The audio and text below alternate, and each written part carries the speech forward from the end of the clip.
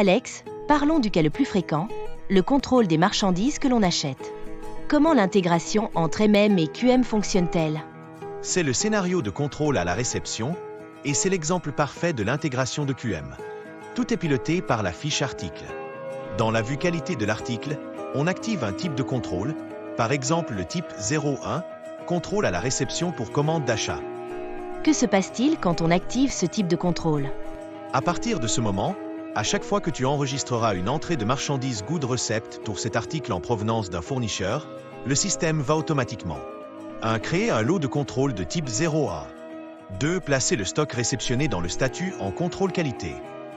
Ce stock est visible dans l'entrepôt, mais il est bloqué et ne peut pas être utilisé par la production.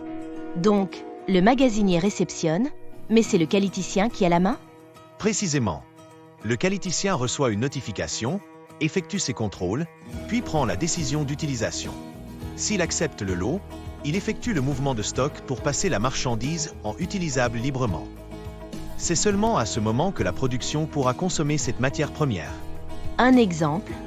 Une usine de jus au Ghana active le contrôle qualité pour l'article Mande. Un camion de Mande arrive. Le magasinier enregistre la réception de 10 tonnes. Automatiquement, un lot de contrôle est créé et les 10 tonnes de Mande sont mises en stock qualité. Le laborantin prélève un échantillon, enregistre le taux de sucre. Comme il est conforme, le responsable qualité prend la décision acceptée et libère le stock. L'usine peut maintenant utiliser les Mandes.